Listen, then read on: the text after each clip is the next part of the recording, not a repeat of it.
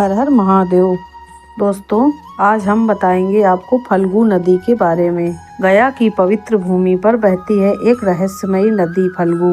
ऊपर से सूखी दिखने वाली ये नदी है, आखिर क्यों वह अंदर ही अंदर बहती है? ऐसा तो यहाँ हर साल लाखों श्रद्धालु देश विदेश से पहुँचते हैं अपने पूर्वजों की आत्मा की शांति के लिए पिंडदान करने।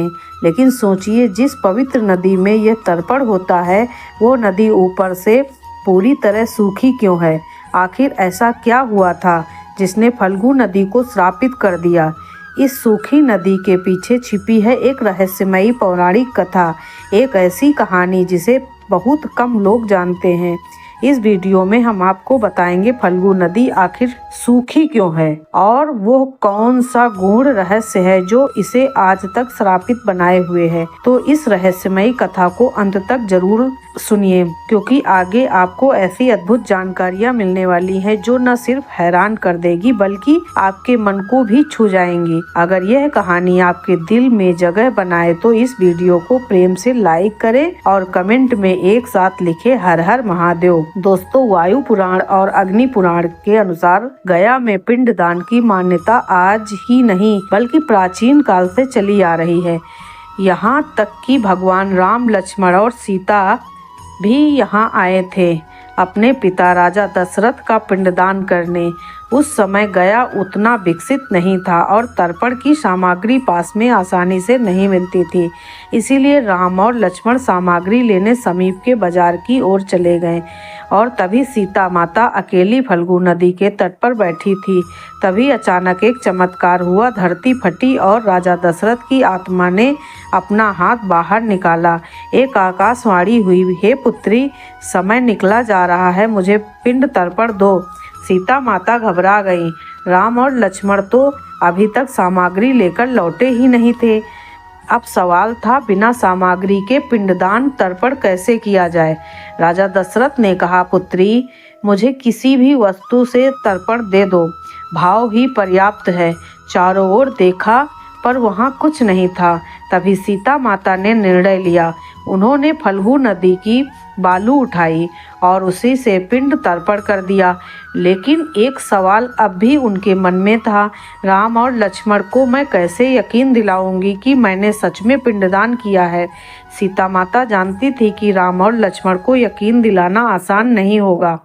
इसीलिए उन्होंने 5 गवाह बनाए, एक ब्राह्मण, गौ माता, तुलसी, वटवृक्ष और फल्गु नदी। इन 5 को साक्षी मानकर उन्होंने बालू से राजा दशरथ को पिंड तर्पण कर दिया। थोड़ी देर बाद राम और लक्ष्मण सामग्री लेकर लौटे। सीता माता ने उन्हें पूरा वृतांत सुनाया, कैसे राजा दशरथ प्रकट हुए, कैसे बालू से पिंडदान हुआ और कैसे उन्होंने 5 गवाह रखे। सबसे पहले उस ब्राह्मण से सत्य की पुष्टि कराई गई, लेकिन तब हुआ कुछ ऐसा जिसकी कल्पना तक नहीं की गई थी। ब्राह्मण ने झूठ बोल दिया। उसने कहा, नहीं प्रभु, सीता ने कोई पिंड तर्पण नहीं किया। दरअसल ब्राह्मण के मन में लोभ जाग उठा था। उसने सोचा, सीता माता ने मुझे कुछ दान दक्षिणा नहीं दी, अगर राम और लक्ष्मण दोबारा पिंडदान करेंगे तो मुझे धन, फल और भोग की वस्तुएं मिल जाएंगी। और इसी लालच में ब्राह्मण ने झूठ बोल दिया, नहीं प्रभु, सीता माता ने पिंडदान नहीं किया। सीता माता अत्यंत दुखी हुई और क्रोधित होकर श्राप दे दिया, जाओ, तुम लोभी कहलाओगे, तुम्हें कितना भी दान दक्षिणा मिले तुम्हारा पेट कभी नहीं भरेगा, तुम हमेशा भूखे और असंतुष्ट रहोगे। और यही कारण है कि आज भी गया जी के पंडा कितना भी दान मिल जाए कभी संतुष्ट नहीं होते, यह हमेशा और मांगते रहते हैं। अब ब्राह्मण तो झूठ बोल चुके थे, अब बारी थी गौ माता की। सीता माता ने आशा से पूछा, हे गौ माता, क्या मैंने पिंडदान किया था? लेकिन गौ माता ने भी सत्य नहीं बताया। उन्होंने धीरे से गर्दन हिलाई और कहा, नहीं प्रभु, सीता माता ने पिंड तर्पण नहीं किया। ये सुनकर सीता माता का हृदय व्यथित हो गया। जिस गौ माता को संसार में पूजनीय माना गया, जब वही सत्य से विमुख हो गई तो सीता माता ने उसे भी श्राप दे दिया, जाओ, अब से तुम्हारी पूजा तुम्हारे पीछे के भाग से होगी, पूरी दुनिया तुम्हारे पृष्ठ भाग को ही पूजनीय मानेगी। और तभी से यह परंपरा बनी है कि गाय की पूंछ पकड़कर ही उसकी पूजा की जाती है, मतलब पीछे के भाग को सबसे पवित्र माना जाता है। अब बारी आई तीसरे साक्षी तुलसी माता की। तुलसी जिनका स्थान हर पूजा में होता है। सीता माता ने उनसे भी पूछा कि हे तुलसी मैया, क्या मैंने पिंड तर्पण किया था? लेकिन तुलसी ने भी सत्य को छिपा लिया। उसने सोचा यदि राम भगवान स्वयं मुझे स्पर्श करेंगे तो मेरा सौभाग्य और भी बढ़ जाएगा, मैं धन्य हो जाऊंगी। इस स्वार्थ में उसने भी झूठ बोल दिया। नहीं प्रभु, सीता माता ने पिंड तर्पण नहीं किया। अब सीता माता का धैर्य टूट गया। उन्होंने कहा, तुलसी तुमने भी मेरे साथ छल किया है।